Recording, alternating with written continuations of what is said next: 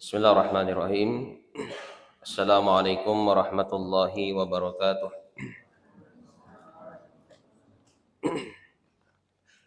Alhamdulillahi rabbil alamin. Hamdan katsiran tayyiban mubarakan fihi kama yuhibbu rabbuna wa yardah.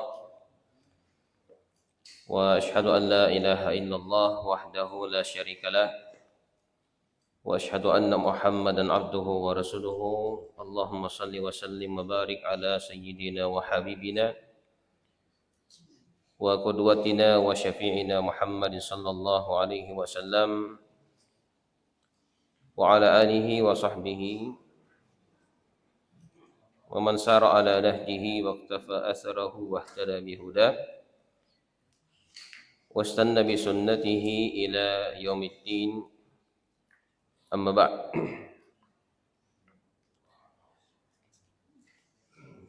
Jemaah subuh yang insyaallah senantiasa dimuliakan oleh Allah Subhanahu wa taala.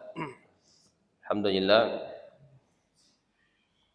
kita senantiasa memuji dan bersyukur kepada Allah Subhanahu wa taala yang mana hingga pada kesempatan di subuh hari ini kita masih bisa merasakan begitu besar nikmat Allah Subhanahu wa taala.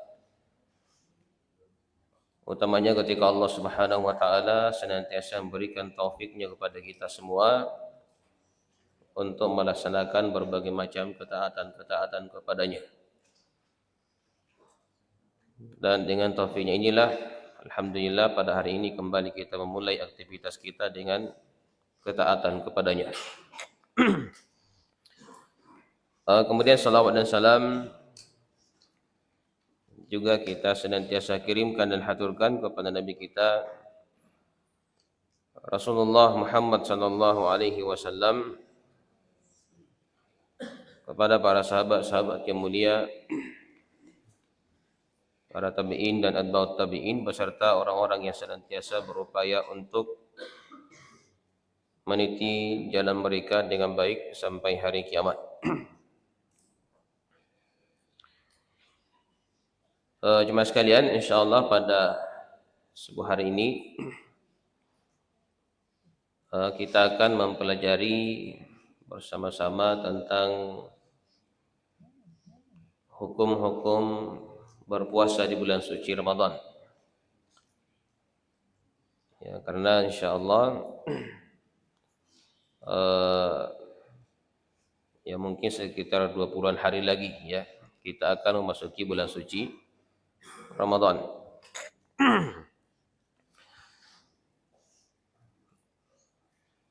Dan seorang muslim ketika hendak melaksanakan suatu amalan, apalagi berkaitan dengan masalah ibadah, maka harus didahului dengan ilmu tentang ibadah tersebut. Supaya apa? Supaya kita tidak melaksanakan ibadah secara serampangan atau tidak sesuai dengan petunjuk dalam agama kita yang telah dicontohkan oleh Rasulullah sallallahu alaihi wasallam. Maka di sinilah kita manfaatnya untuk senantiasa mengikuti majelis ilmu supaya amalan kita dalam agama kita ini itu adalah amalan yang sesuai dengan apa yang disunnahkan atau disyariatkan di dalam ajaran Islam oleh Allah dan Rasulullah sallallahu alaihi wasallam. Maka seorang hamba yang hendak melaksanakan salat dengan baik harus belajar dulu tentang salat itu. Ya, mempelajari apa saja syarat-syarat sahnya, apa rukun-rukunnya, apa wajib-wajibnya, sunnah-sunnahnya, hal-hal yang dimakruhkan, pembatal-pembatal dalam salat dan seterusnya. Begitu juga dengan ibadah puasa ini. Ya. Sebelum kita melaksanakan ibadah puasa ini, maka juga begitu banyak hukum-hukumnya. Ya, bahkan kalau kita hanya menjelaskan dalam satu majelis, ya tidak mungkin selesai kalau kita mau rincikan hukum-hukum daripada ibadah puasa ini. Ya, banyak hal yang harus kita ketahui ya, mulai dari puasa yang disyariatkan itu bagaimana dalam agama kita, karena ada perbedaan antara puasa yang kita kerjakan dengan puasa umat-umat terdahulu, sekalipun juga puasa wajib terhadap umat terdahulu.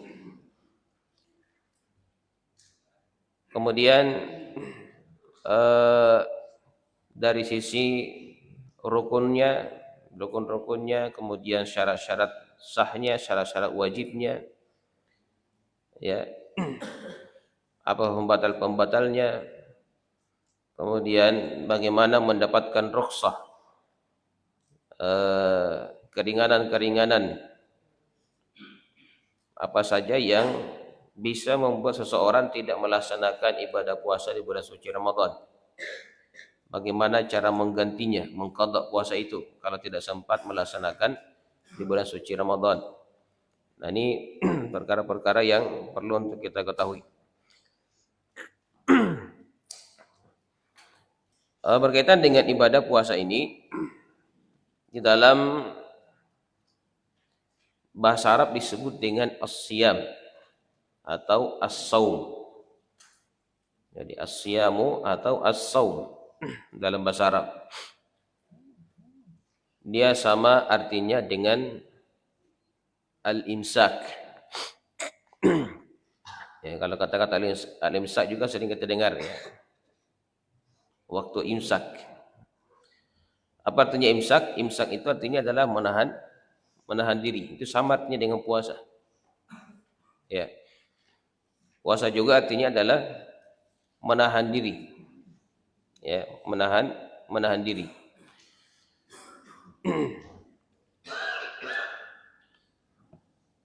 Nah, kenapa dikatakan menahan diri? Ya karena dalam pelaksanaan ibadah puasa itu ada hal-hal yang harus kita menahan diri kita atau mengendalikan diri kita dari perkara tersebut. Apa itu? Adalah perkara-perkara yang bisa membatalkan puasa. Disebut dengan menahan diri. Adapun dalam istilah yang dipakai oleh para ulama kita, ya, para ahli fikih, mereka mengatakan bahwasanya puasa itu adalah al-imsak an jami'il muftirat biniyatil ibadati min tulu'i al-fajri ila ghurub asy-syams. Ya.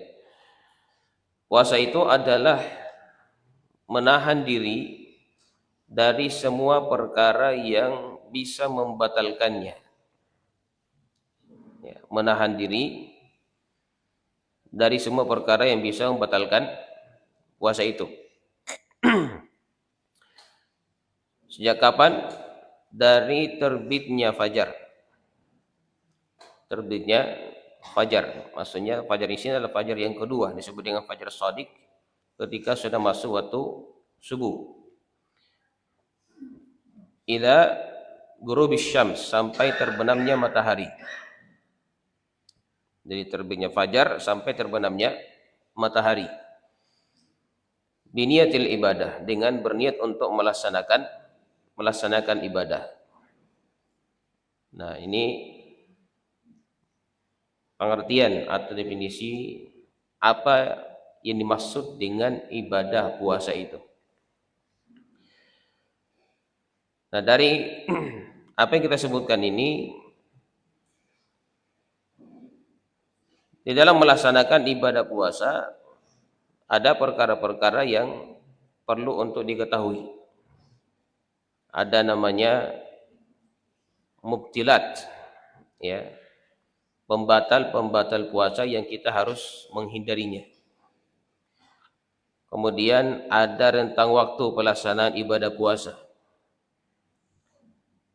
Nah, di dalam Al-Quran itu juga Allah Subhanahu wa Ta'ala menyebutkan di dalam surah Al-Baqarah, ya, wa kulu washrabu, apa itu dalam Al-Quran, dalam surah Al-Baqarah, hatta yatabayyana lakumul khaytul abyadu minal khaytil aswad minal fajr, silakan kalian makan, maksudnya di waktu malam, silakan kalian makan, ya, dan minum sampai jelas bagi kalian benang yang putih dari benang yang hitam dari waktu fajar atau waktu subuh. Ya, ini maksudnya di sini adalah sampai terbit fajar. Karena kenapa dikatakan benang putih? Ya, jelasnya benang putih dari benang hitam, maksudnya di sini adalah itu pergantian antara siang dengan malam. Benang putih itu ibaratnya adalah waktu siang, benang hitam ibaratnya adalah waktu malam. Dan pergantian itu terjadi pada waktu subuh. Nah, makanya Allah mengatakan sampai jelas bagi kalian pergantian antara benang putih dari benang yang hitam. Maksudnya benang hitam itu sudah lewat, masuk benang putih. Maksudnya masuk waktu siang. Nah, disitulah batasannya kita boleh makan dan minum. Ya, ini sebenarnya ada kisahnya kenapa turun seperti itu. Karena memang di awal-awal disyariatkannya ibadah puasa itu pada zaman Rasulullah SAW dan para sahabat itu tidak ada yang namanya makan sahur. Ya, tidak ada makan sahur. Jadi seseorang yang melaksanakan ibadah puasa misalnya pada hari ini sebentar malam ketika masuk waktu maghrib itu berbuka puasa. Itu hanya boleh makan dan minum sampai tertidur. Sampai tertidur. Kalau sudah tidur, kemudian bangun kembali, itu sudah harus melaksanakan ibadah puasa. Tidak boleh makan lagi. Sekalipun tidurnya di awal malam. Atau bangunnya di awal malam. Jadi misalnya orang tertidur jam-jam 7 setelah buka puasa, ya, ketiduran, bangun jam 9 malam, itu sudah harus berpuasa dari situ. Tidak boleh lagi makan, tidak ada makan sahur, itu dulu. Ya, awal-awal diperintahkannya melaksanakan ibadah puasa. Dan begitu juga puasa yang dikerjakan sebelumnya oleh ahli kitab. Ya. Makanya Rasulullah SAW itu mengatakan, ya, di antara pembeda antara puasa kita dengan ahli kitab itu adalah makan sahur, karena mereka dulu tidak makan sahur. Begitu juga dengan puasa para sahabat dahulu di awal-awalnya tidak ada makan sahur. Sampai ada seorang sahabat yang di siang harinya dia bekerja di kebunnya, ya, kebun kurma. Di sore harinya ketika memasuk waktu maghrib dia pulang untuk berbuka puasa. Maka ketika dia berbuka puasa atau hendak berbuka puasa, istrinya mengatakan di rumah sedang tidak ada makanan. Tapi tunggu sebentar, saya keluar dulu carikan makanan. Nanti saya pulang bawakan makanannya. Ternyata suaminya sambil menunggu, ya, dia kan mungkin bukan hanya pakai air putih, sholat, menunggu, karena dia kelelahan baring-baring, ya, baring-baring sambil menunggu istrinya, akhirnya ketiduran, ya, ketiduran setelah salat maghrib. Istrinya pulang bawa makanan untuk buka puasa, mendapatkan suaminya sudah tidur, berarti tidak boleh lagi makan. Ya, istri mengatakan, wah, celaka kamu, kenapa tiba-tiba tidur? Langsung tertidur, belum makan, baru minum air beberapa teguk sudah ketiduran. Akhirnya dibangun, ya, karena begitu aturan puasanya, akhirnya dia tetap melaksanakan ibadah puasa sampai besok harinya. Ya, intinya disebutkan dalam sebuah riwayat bahwasanya sahabat ini ketika sudah, ya, mendekati waktu asar di siang harinya itu sudah lemah sekali, ya, lemah sekali, sampai ada yang mengatakan pingsan gara-gara tetap melaksanakan ibadah puasa. Maka turunlah firman Allah Subhanahu wa taala di dalam surah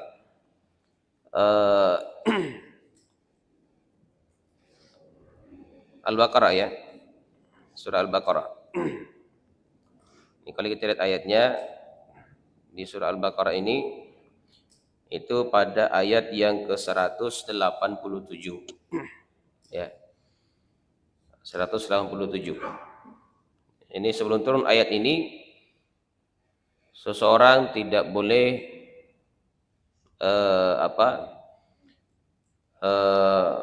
melaksanakan ya makan dan minum kalau sudah tidur di malam hari.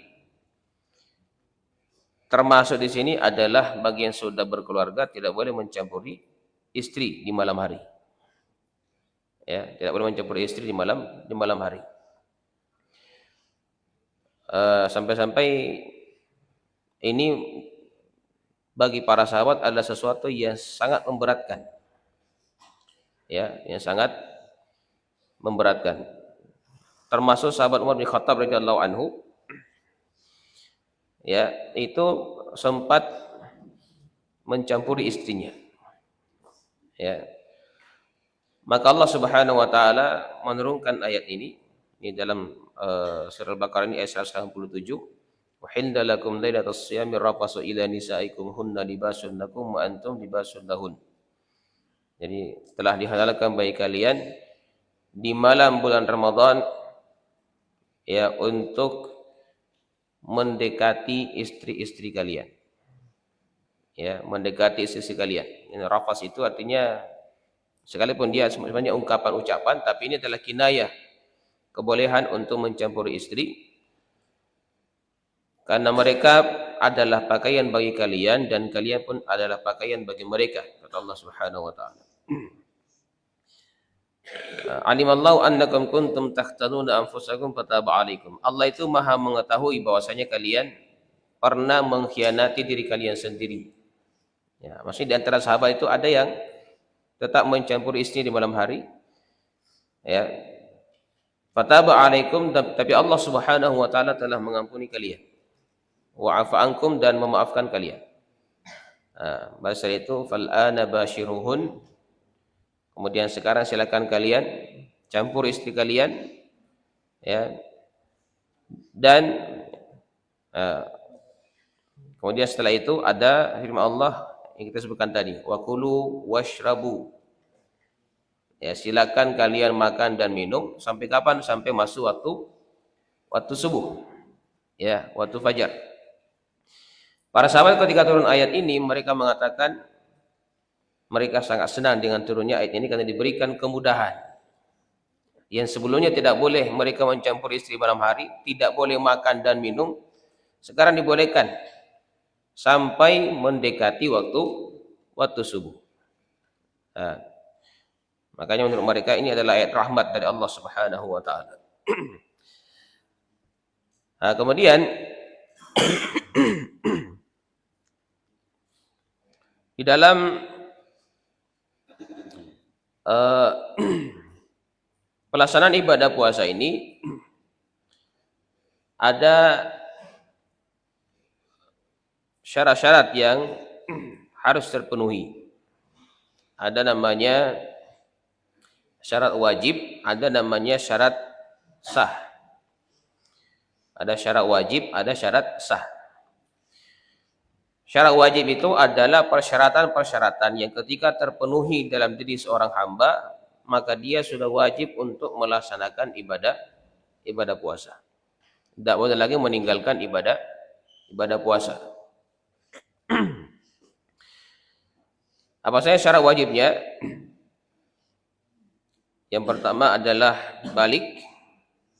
Ya, sudah mencapai umur balik, dewasa ya. Yang kedua berakal.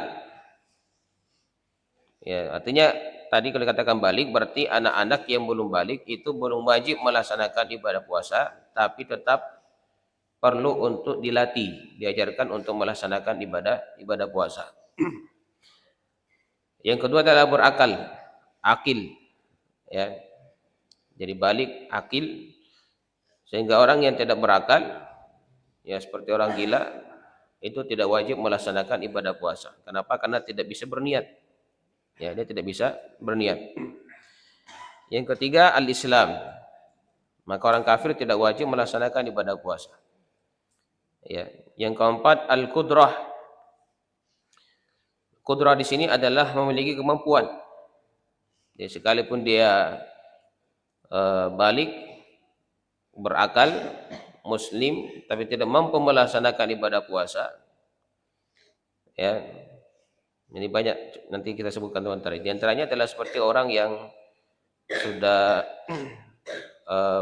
lanjut usia, sudah lemah fisiknya, itu kan akil balik, kemudian Islam, tapi tidak mampu melaksanakan ibadah puasa, sehingga tidak wajib. Ya.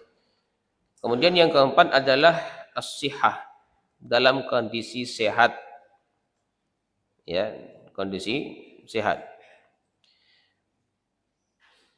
Kemudian yang kelima adalah al-iqamah, mukim, sedang mukim, maksudnya tidak melakukan safar.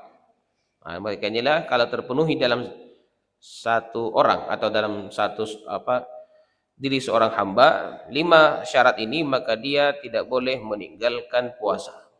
Wajib hukumnya melaksanakan ibadah puasa di bulan suci Ramadan. Kemudian yang kedua ada disebut dengan syarat-syarat sah. Apa disebut dengan syarat-syarat sah itu? Syarat-syarat sah itu adalah persyaratan-persyaratan yang harus terpenuhi. Kapan tidak terpenuhi, maka puasa tidak sah. Jadi sekalipun tadi dia sudah wajib melaksanakan ibadah puasa, lalu dia melaksanakan ibadah puasa tapi tidak terpenuhi syarat-syaratnya, maka puasanya tidak sah. Ini disebut dengan syarat-syarat sah. Ya. Nah, di antara syarat sah daripada puasa ini, ya, dan ini ada yang sama, dia masuk syarat sah, dia juga masuk syarat wajib. Ya. Seperti misalnya al-Islam. Muslim, ya, harus orang muslim yang melaksanakan ibadah puasa. Jadi orang kafir sekalipun melaksanakan ibadah puasa tidak akan sah puasanya, tidak akan diterima oleh Allah Subhanahu wa taala. Ya, sekalipun kadang kita mendengarkan ada orang-orang agama lain yang memiliki ibadah puasa, tapi mereka bukan muslim, kita mengatakan tidak sah puasanya. Bagi kita, ya bagi seorang muslim, jadi harus yang berpuasa itu adalah seorang muslim. Kemudian di antara syarat sahnya itu adalah bagi wanita suci dari haid dan nifas. Ya, tidak sah seorang wanita melaksanakan ibadah puasa dalam kondisi haid dan nifas. Kemudian selanjutnya di antara syarat sah puasa ini adalah mengetahui waktu masuknya, waktu pelaksanaan ibadah puasa itu. Ya, mengetahui waktu pelaksanaan ibadah puasa. Kemudian yang terakhir di antara syarat sah puasa ini adalah berniat. Ya, harus berniat. Kalau puasa wajib seperti puasa Ramadan itu berniatnya harus di malam hari. Ya, berdasarkan sabda Nabi sallallahu alaihi wasallam, "Man lam yubayyitis siyama fala siyama lahu." Siapa yang tidak berniat di waktu malam untuk melaksanakan puasa, maka tidak ada puasa baginya. Ya, berarti tidak sah puasanya. Jadi kalau puasa wajib itu memang harus di malam hari sudah diniatkan untuk melaksanakan puasa esok harinya. Ya. Sekalipun lafaz niatnya tidak harus dilafazkan. Kan kita kadang mendengarkan ada lafaz niat, ya.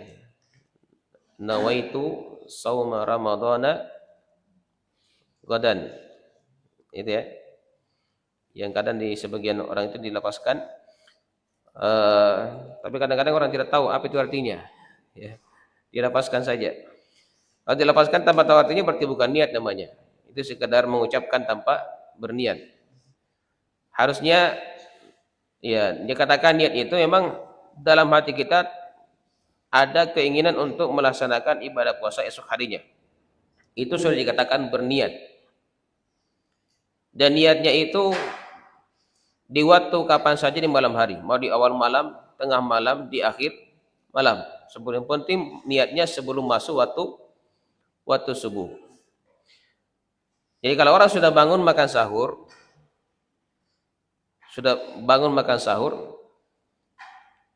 ada niat tidak untuk melaksanakan ibadah puasa? Ya, pasti ada. Tidak mungkin bangun makan sahur kalau tidak ada niat untuk melaksanakan ibadah puasa. Itu sudah cukup sebenarnya.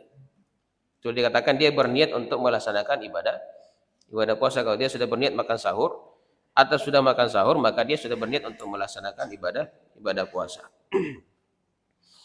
Dia tidak harus menghafalkan lafaznya itu, ya. Nawaitu shauma ghadan lillahi ta'ala. Misalnya, saya berniat melaksanakan puasa besok hari karena Allah. Baik, ini terkait dengan syarat-syarat sah ibadah puasa. Rukun puasa itu hanya satu rukunnya. Ya, rukun puasanya satu. Apa itu? Al-imsak an jami'il muftirat min tulu'il fajri ila ghurubis syams. Itu ya. Rukunnya adalah menahan diri dari semua pembatal puasa itu dari terbitnya fajar sampai terbenamnya matahari. Ya. Itu adalah rukunnya, satu saja. Jadi kalau kita sudah berusaha untuk meninggalkan semua pembatal-pembatal puasa, ya, dari masuknya waktu subuh sampai masuk waktu maghrib, itu sudah terpenuhi rukun puasa.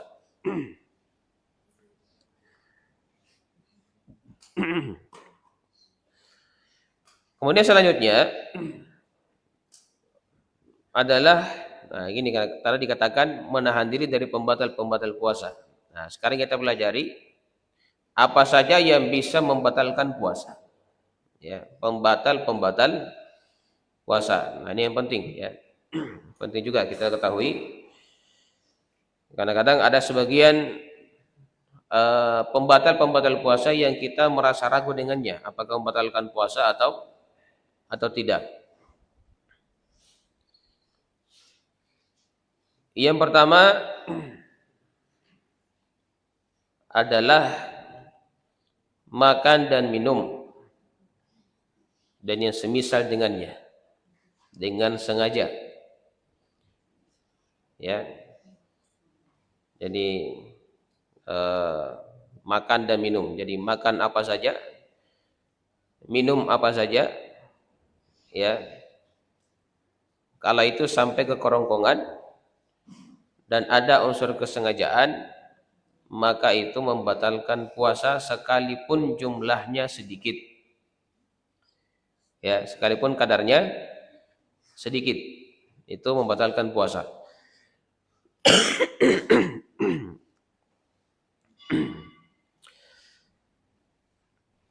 Ya, terkait dengan makan dan minum ini, jadi kalau kita di Indonesia ini kan makan nasi, ya. Atau selain daripada nasi, yang penting masuk ke dalam, maka itu membatalkan puasa.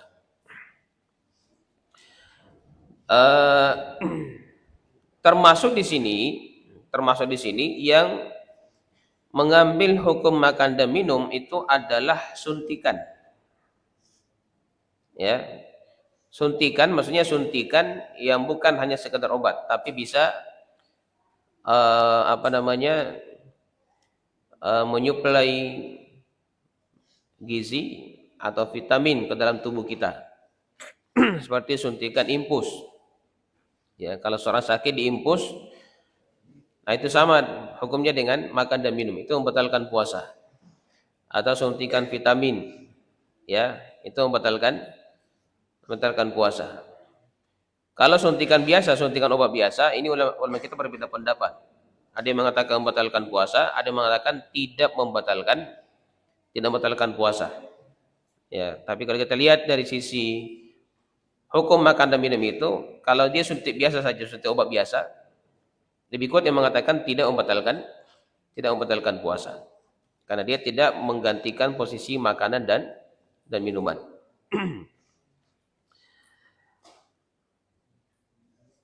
Jadi kita tadi batasi kalau ada unsur kesengajaan. Artinya kalau lupa, kalau dia sedang melaksanakan ibadah puasa, maka puasanya tetap sah. Dan disebutkan dalam hadis Rasulullah sallallahu alaihi wasallam, "Man naziya wa huwa shaim fa akala aw syariba falyutimma shaumahu fa innama at'amahu Allahu wa saqahu." Jadi siapa yang lupa kalau dia sedang melaksanakan ibadah puasa lalu makan dan minum, maka hendaklah dia tetap menyempurnakan puasanya karena yang berikan makan minum itu adalah Allah Subhanahu wa taala.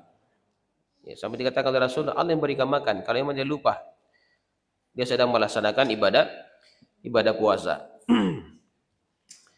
Jadi kalau misalnya sudah nanti habis satu piring baru ingat, ternyata puasa hari ini. Batal tidak puasanya? Tidak batal. Yang penting jangan tambah lagi, ya. Kalau tambah lagi itu batal puasanya, biar satu suap, ya. Yang penting pas ingat. Atau sementara makan berhadapan dengan makanannya dia suap, pas dia mau masukkan di mulutnya ingat, puasa hari ini. Jangan dimasukkan di mulutnya. Simpan itu, ya. Nah, itu ya insyaallah puasanya tetap sah.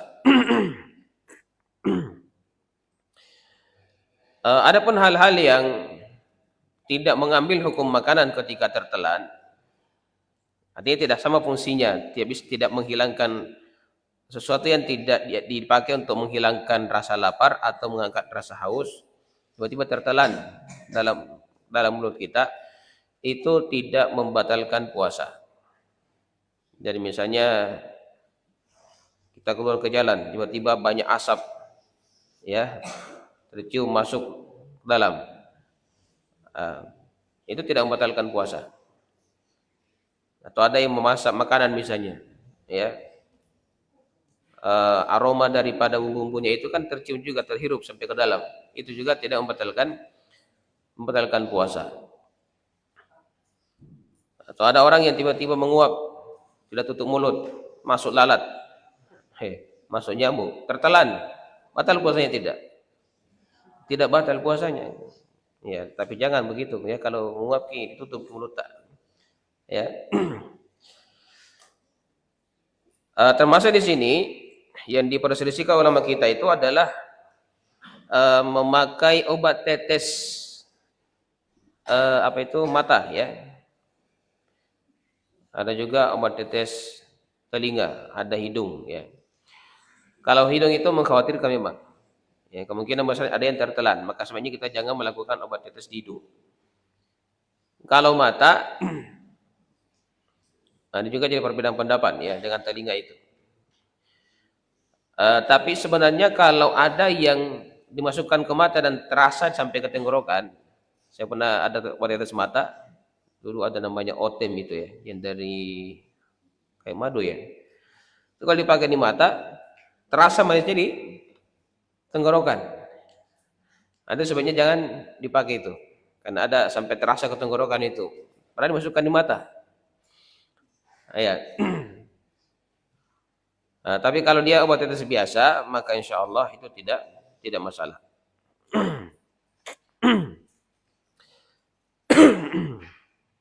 Kemudian yang kedua, di antara pembatal puasa itu adalah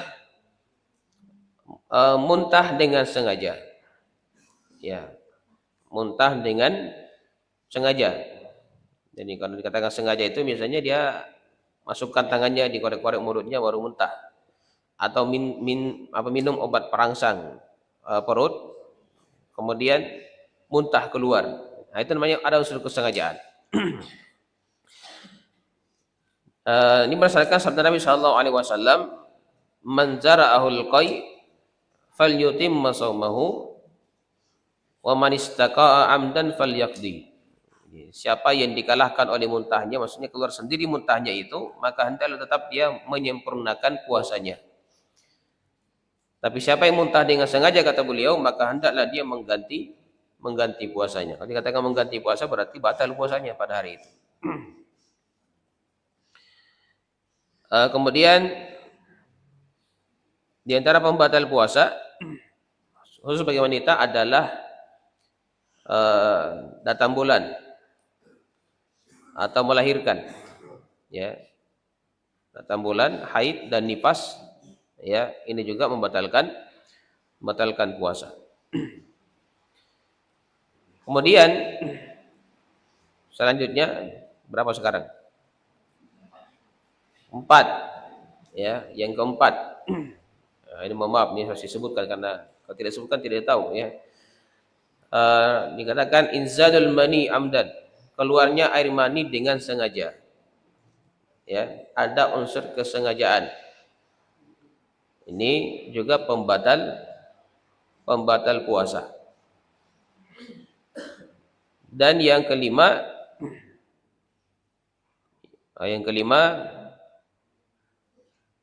adalah ini khusus bagi orang yang sudah berkeluarga, bercampur suami istri, ya, bercampur suami istri. Ini juga adalah pembatal puasa. Bahkan dia adalah pembatal puasa yang paling berat, ya, pembatal puasa yang paling berat. Ya, kenapa dikatakan paling berat? Karena konsekuensinya berat, bukan hanya puasanya yang batal. Jadi ada beberapa akibatnya. Yang pertama, batal puasanya pada hari itu. Yang kedua, sekali membatal puasanya, dia tetap harus berpuasa. Maksudnya tidak boleh makan dan minum sampai terbenam matahari. Ya, tidak boleh orang mengatakan, orang Makassar bilang tak kalami, ya. Maksudnya sudah terlanjur. Ya. Nah, itu harus tetap berpuasa sampai terbenam matahari. Sekalipun sudah batal puasanya, tapi untuk menghormati kesucian bulan Ramadan, tetap dia harus berpuasa. Yang ketiga, karena batal puasanya, maka dia harus mengganti puasanya pada hari itu. Maksudnya, yang batal pada hari itu diganti di luar bulan suci Ramadan. Yang keempat, berdosa, sehingga dia harus bertobat kepada Allah Subhanahu wa taala. Yang kelima adalah harus membayar yang namanya kafarat. Membayar kafarat. Nah, ini berat. Ya, apa kafaratnya? Kafarat kayak denda, ya. Apa itu kafaratnya? Ada 3 yang harus dipilih secara berurutan. Ya, atau ya bukan dipilih sebenarnya, ya. Kalau kita mampu yang pertama, tidak boleh ambil yang kedua, tapi itu. Nah, yang pertama adalah memerdekakan budak. Ada yang punya budak di sini? Ada tidak ada, ya. Kalau tidak punya budak berarti pindah yang kedua. Ini kalau ada yang bercampur suami istri di bulan suci Ramadan di siang harinya, ya. Ya, jadi yang kedua dari kafarat daripada pelanggaran bercampur suami istri di bulan suci Ramadan di siang harinya adalah berpuasa 2 bulan berturut-turut. Kalau dikatakan 2 bulan berturut-turut berarti tidak boleh ada bolongnya. Ya, kecuali kalau ada uzur, ya. Jadi kalau ada berpuasa sudah 50 hari misalnya, tiba-tiba hari ke-51 dia tidak berpuasa tanpa ada halangan, berarti harus diulang dari awal lagi. Nah, kan itu lagi namanya berturut-turut. Kalau ada bolongnya berarti diulang lagi dari awal. Nah, makanya hati-hati, ya, kalau bulan suci Ramadan, ya.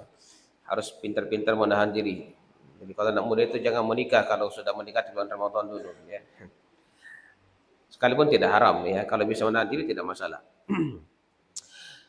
Kemudian kalau tidak mampu melaksanakan ibadah puasa, barulah boleh berpindah kepada yang ketiga.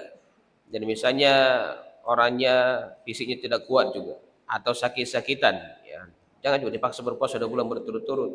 ya, tambah sakit gitu, maka boleh membayar fidyah dengan memberikan makan kepada 60 orang orang miskin. Nah, ini yang terakhir ya. Sekalipun ada sahabat yang pernah datang kepada Rasulullah SAW mencampuri istrinya, disuruh Nabi untuk memberikan budak, dia mengatakan saya tidak punya budak Rasulullah. Kemudian disuruh untuk berpuasa 1 bulan berturut-turut, tidak mampu juga, fisiknya lemah. Disuruh bayar atau memberikan makan kepada 60 orang miskin. Dia mengatakan Rasulullah, ya Rasulullah, kalau Anda mencari orang miskin di Madinah ini, tidak ada lebih miskin daripada saya. Jadi bagaimana solusinya kalau begitu? Rasulullah cuma diam saja. Pikir-pikir, ini orang mau diapain kira-kira ya? Tidak mampu tiga-tiganya. Lalu ada sahabat yang memberikan 1 nampang kurma di hadapan Rasulullah SAW. Maka Rasulullah mengatakan, mana tadi itu orangnya? Sini. Nah, dikasih itu kurma itu. Rasul mengatakan, ya, silakan bawa ini, bersedekahlah kepada orang-orang miskin di Madinah. Karena dia mengatakan, Rasulullah saya ini kan orang yang paling miskin di Madinah. Kalau saya mencari orang lebih miskin daripada saya tidak akan dapat. Maka Rasul mengatakan, ya sudah kalau begitu, bawa kurma ini, kasih makan keluargamu kalau begitu. Kasih makan keluarganya. Jadi dia datang dengan penuh ketakutan, kekhawatiran, pulang membawa berkah untuk keluarganya. Nah, itulah Islam seperti itu cuma tidak memberatkan Islam ini. Baik. Ini beberapa hal yang terkait dengan pembatal puasa mungkin secara singkat ya. Ya mungkin ada yang lain yang membatalkan puasa seperti hal-hal yang bisa menghilangkan atau menutupi akal. Ya misalnya mabuk atau pingsan, ya itu juga memang sebagian orang mengatakan itu termasuk pembatal puasa karena ketika pingsan itu menghilangkan fungsi akalnya sehingga niatnya terputus di situ, niat melaksanakan ibadah puasanya itu terputus. Insyaallah untuk perkara-perkara lain kalau ada kesempatan kita bisa bahas ya, masalah-masalah uzur, halangan melaksanakan ibadah puasa, musafir, orang sakit, bagaimana cara mengganti puasa kita dan seterusnya. Karena kita tidak bisa menyelesaikan pada kesempatan ini.